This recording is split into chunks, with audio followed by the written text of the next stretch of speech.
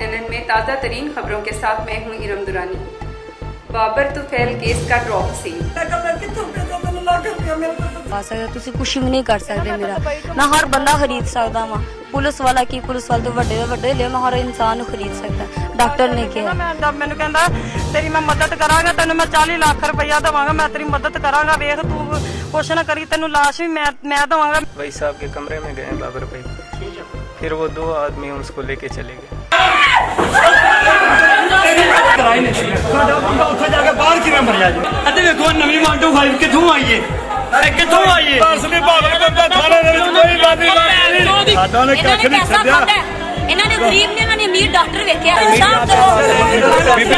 मुतालबा जी साडी बस ना सानू जेड़ा ना सही हक हो जावे, बस यही बच्चियां दे कौन संभालेगा ते कौन करेगा।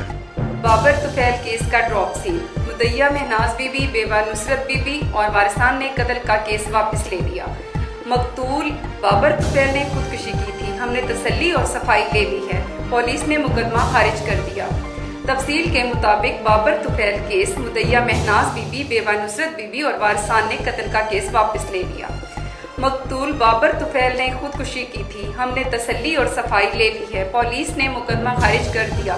ये बात बाबर तुफैल की बहन महनाज बीबी, बेवा नुसरत बीबी, वालदा लाल बीबी और वारिसान 3 भाइयों और 3 बहनों ने सेशन जज बहावलपुर अब्दुल हफीज की अदालत में अपना हल्फी बयान देते हुए कहा।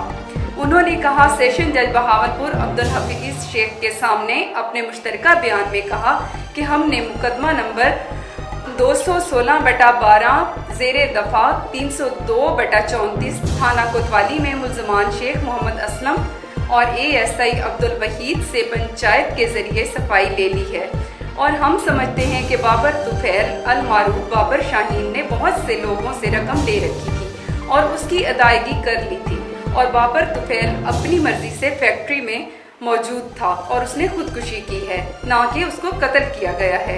और हमें शेख मोहम्मद असलम और ASI अब्दुल वहीद के मुकदमा में से उनके नाम खारिज करने पर कोई एतराज़ नहीं है और हमने तसल्ली कर ली है कि उसे कत्ल नहीं बल्कि उसने खुदकुशी की है और पुलिस की जानिब से 174 की कार्रवाई दुरुस्त है और इस सिलसिला में हम बयान हल्फी पुलिस और अदालत में जमा करा दिए हैं और इसकी बाबत बयानात भी दे दिए हैं। नाजरीन, ये थी अब तक की ताज़ा तरीन खबरें। मज़ीद खबरों के लिए देखते रहिए B+NN। बिस्मिल्लाहिर्रहमानिर्रहीम, अस्सलाम वालेकुम। B+NN में अब तक की खबरों के साथ मैं हूँ सरवत शहजादी। APV वैन और ट्रक में तसादुम, एक बच्चा और मुसाफिर जख्मी। ट्रक और वैन ड्राइवर के एक दूसरे पर इल्जामात। तफसील के मुताबिक small industrial area Multan road के करीब गधा गाड़ी को बचाते हुए APV 5629 तेज रफ्तारी के बाइस आगे जाते हुए ट्रक 5569 की बैक साइड से जा टकराई, जिससे फ्रंट सीट पर बैठे हुए एक बच्चे समेत 2 मुसाफिर शदीद जख्मी हो गए, जिन्हें फौरी तौर पर बहावल विक्टोरिया हॉस्पिटल पहुंचा दिया गया, जबकि दीगर मुसाफिर महफूज रहे। APV की विंडो स्क्रीन और सामने वाला हिस्सा टूट गया, जबकि ट्रक का पिछला हिस्सा मुतासर हुआ। APV के ड्राइवर वफा मोहम्मद ने B+NN को हादसे की तफसीलात बताते हुए कहा, सर मैं इधर पीछे से आ रहा था ना, बावलपुर आ रहे थे मुल्तान से आ रहा था। इन्होंने गाड़ी इनकी परली साइड पे इन्होंने इधर टर्न किया, एकदम टर्न करते इन्होंने ब्रेक मारी, मैंने ब्रेक लगाई तो पीछे से गाड़ी लगी जनाब। ना इन्होंने कोई इशारा दिया, चलो कोई हाथ का इशारा दे या कोई अंटी देते। जख्मी जी बच्चा एक वो चले गए हैं, उनको सर में चोट लगी है, एक और फ्रंट पे बंदा था उसको चोट लगी थोड़ी। ट्रक के ड्राइवर मोहम्मद सलमान ने बताया, आगे से गधा रेडी इधर से यूं टर्न हो रही थी, मैंने हॉर्न भी दिया और रेडी वाले को उसको जो है ना रस्सी टूट गई है, तो रेडी एकदम आगे मैं पीछे नॉर्मल स्पीड में आ रहा था, ना मैंने कोई इतनी स्पीड लगाई ना इतनी ब्रेक लगाई है। यहाँ आगे ऐसे कोई भी वाला स्पीड से आ रहा था तो पीछे से आगे लग गई। इस पर हमारा तो ना ही कोई कसूर लगता है ना ही हम वो भाई ओवर स्पीड में आ रहे पीछे APV वाले उनके ही जरिए जी सर। वो कहते हैं आपने सर मौका आप देख रहे हैं, आपके सामने है, लोकेशन अभी है वहीं पे है, अभी दूर तो नहीं है।